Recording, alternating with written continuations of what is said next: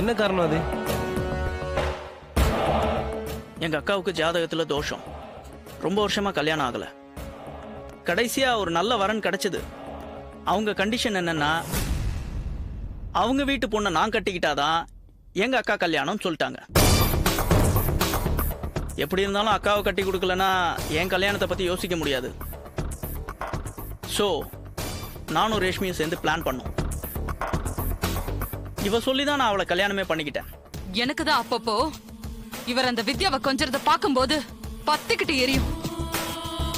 உண்மையிலேயே இவர் என்னை ஏமாத்திருவாரோன்னு பயந்துட்டேன். ஹேய், அன்னைக்கு நான் அந்த முண்டத்து மேல அவ்வளவு பாசத்தை காட்டலன்னா இன்னைக்கு இப்படி எல்லாரும் நம்புற மாதிரி அந்த சாவு அமைஞ்சிருக்குமா? சரி மச்சான், எப்போ எங்க தங்கச்சி ரேஷ்மிய நீங்க கல்யாணம் பண்ணிக்க போறீங்க? ஒரு 3 மாசம் கழிச்சு. அப்போ நாங்க 3 பேரும் ஸ்டேட்ஸ் கிளம்புறோம். நீங்க சொல்லும்போது நாங்க திரும்பி வரோம். டன். அப்புறம் ரேஷ், நான் சொன்ன அந்த மேட்டர் அண்ணன் கிட்ட சொல்லிட்டியா? அண்ணா, என்னம்மா? எங்க 2 பேர் கல்யாணம் முடிஞ்ச கையோட என்னோட ஷேர எனக்கு பிரிச்சு கொடுக்கணும்னு சொல்லியிருந்தேனே. அதுக்கான எல்லா ஏற்பாடும் முடிச்சிட்டமா. Don't worry. ஆமா, கல்யாணத்துக்கு அப்புறம் நாங்க ஒரு 3 மாசம் தான் இங்க இருப்போம். அதுக்கப்புறம் நாங்க போய் மொரிஷியஸ்ல செட்டில் ஆயிடுவோம். நல்லது மச்சான்.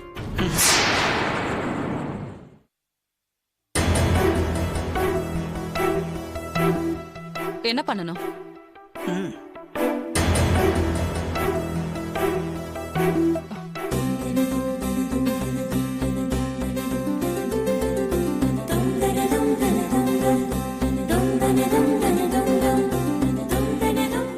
என் தங்கச்சி எப்படி உங்களை மனசு விரும்பி ஏத்துக்கிட்டாலோ அதே மாதிரி அவ கடைசி வரைக்கும் கண் கலங்காம நீங்க தான் வச்சு காப்பாத்தணும். ஷூர். வாங்க. நீங்க 2 பேரும் சந்தோஷமா பல்லாண்டு காலம் சிறப்பா வாழணும். அதான் என்னோட ஆசை. நிச்சயமா. மா ரேஷ்மி, உதய் மாதிரி ஒரு நல்ல மனசுக்காரன் கூட என் தங்கச்சி வாழ கொடுத்து வைக்கல.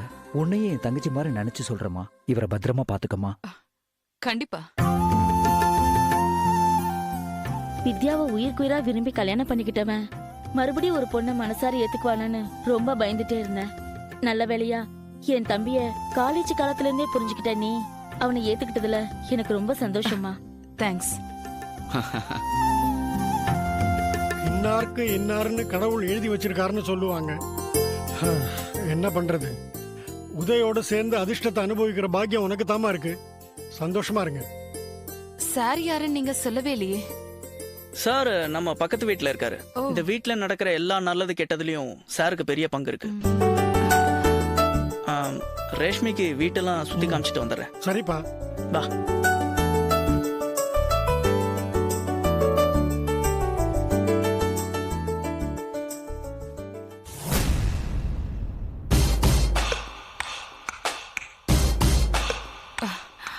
நைஸ்.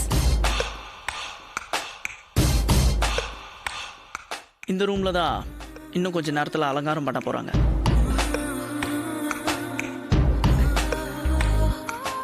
நம்மளோட ஃபர்ஸ்ட் நைட் இங்கதான் நடக்க போகுது. ஆமா, நம்ம மேல யாருக்கும் எந்த சந்தேகமும் வரல? வரல. ஆனாலும் நீ ரொம்ப பயப்படுறப்பா. ஹே, பயம்லாம் கிடையாது. ஆமா, அந்த பெருசு ஏதோ உன்கிட்ட கேட்டுச்சு, நம்ம 2 பேருக்குள்ள ஏற்கனவே பழக்கம் இருக்கான்னு கேட்டுச்சு. அப்படிதானே? ஆமாமா, நாம சிரிச்சு பேசிட்டு இருந்தோம்ல, அத பார்த்து அப்படி கேட்டாரு. இந்த மாதிரி தான் யாருக்கும் எந்த டவுட்டும் வந்துடக்கூடாது. ஓகேவா?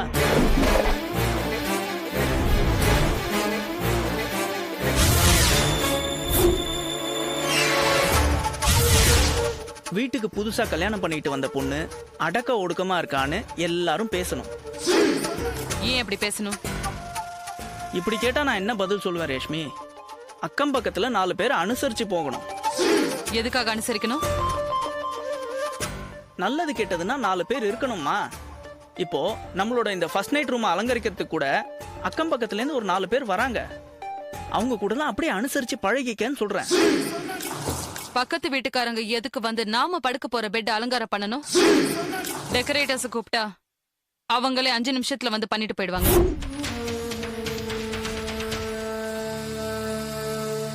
இந்த மாதிரி அடுத்தவங்களுக்காக வாழ்ற மாதிரி நடிக்கிறத நீ எப்ப நிறுத்துறியோ அப்பதான் நீ உருப்படுவ.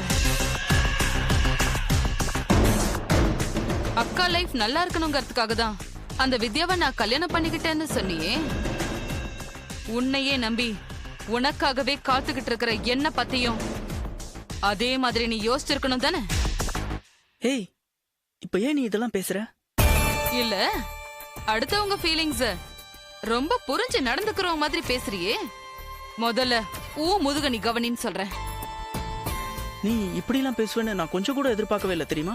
நானும் கூட எதிர்பார்க்கல நீ இப்படி எல்லாம் மாறி இருப்பேன்னு. நான் மாறிட்டேனா? என்ன மாறிட்டேன்? ரொம்ப மாறிட்டேன். என்கிட்ட இருக்கிற பணத்துக்காக தானே நீ என்ன கல்யாணம் பண்ணிக்கிட்ட. லவ் பண்ணது மனசுல இருந்திருந்தா அவ இருக்கும் போது நீ என்ன சுத்தமா அவாய்ட் பண்ணிருப்பியா? என்ன பேச்சு பேசுற நீ ரேஷ்மி? இப்போ உனக்கும் எனக்கும் கல்யாணம் ஆயிருச்சு. ஒருவேளை நான் இன்னொரு பொண்ணோட பழகிறது உனக்கு தெரிஞ்சா நீ என்ன பண்ணுவ?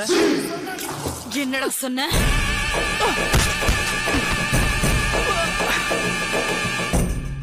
கொன்னுடுவேன். ரேஷ்மி, ஏய், அப்படியே மெரிச்சனா இன்னொரு வாட்டி வேற பொண்ணுங்களை பாக்குற வேலை வச்சுக்கிட்ட என் அண்ணனுங்க கிட்ட சொல்லி அன்னைக்கு நீ என்ன தூக்கி போட போனிய ஒரு குவாரி அங்கேயே தூக்கி போட்டுற சொல்வேன். இங்க பார், ஒன்ன நியாயப்படுத்திக்கிற வேலையெல்லாம் என்கிட்ட வேணாம். நான் சொல்லும் போது மட்டும் என்ன நீ லவ் பண்ணணும், அது மட்டும் தான் உன் வேலை.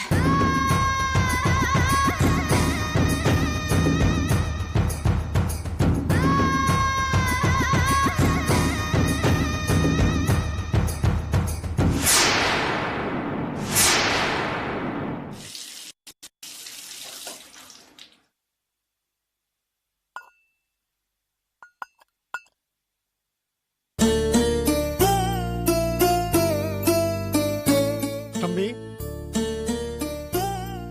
வாங்க மாமா. காஃபி கொஞ்சம் சாப்பிடுறீங்களா? இருங்க கொண்டு வரேன். பரவாயில்லப்பா. வித்யா இருந்த வரைக்கும் உங்களை ஒரு நாள் கூட நான் கிச்சன் பக்கமே பார்த்ததில்ல. இப்ப நீங்க கிச்சன்ல இருந்து வர்றதை பார்க்கும்போது இந்த வீட்டுல யாரோட ஆட்சின்னு ரொம்ப நல்லா புரியுது.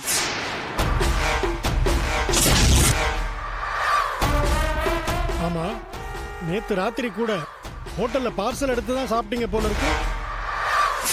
தம்பி, உங்க மேல ஆசை ஆசையா இருந்த பொண்ணு ஏதோ அல்பாயுஸ்ல போயிட்டா கூட அது மனசு உங்களே தான் சுத்தி சுத்தி வந்துட்டு இருக்கும். அதனால அப்பப்போ கொஞ்சம் பூ போடுங்க, 2 ஊதுபத்தி கொளுத்தி வைங்க. சரிங்க. வேண்டாம் தம்பி, என் வீட்ல என் மருமக நல்லா தான் காப்பி போடுவா. இருந்தாலும் மகாலட்சுமி மாதிரி இருக்கிற வித்யா கையில காஃபி வாங்கி குடிச்சாதான் என் மனசுக்கு திருப்தி. அதனாலதான் நான் வித்யா கையில தினம் காஃபி வாங்கி குடிச்சிட்டு இருந்தேன். எங்க வீட்டுல காஃபி சாப்பிட முடியாம இல்லை. வித்யா இல்லாத வீட்டுல எனக்கு எதுவும் இறங்கல தம்பி, வேண்டாம். Hey old man.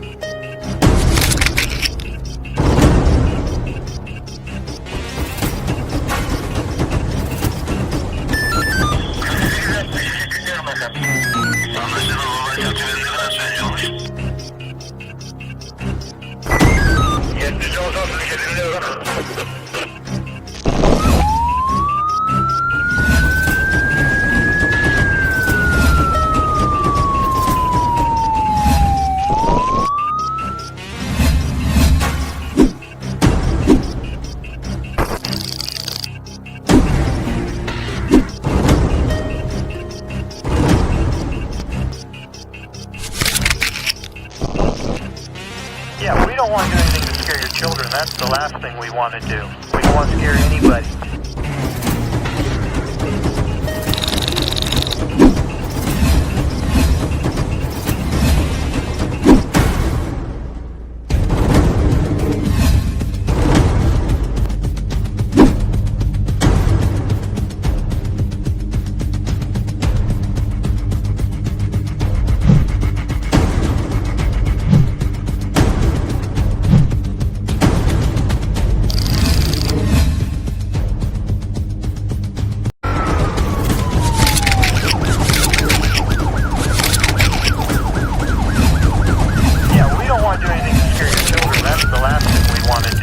don't want to scare any.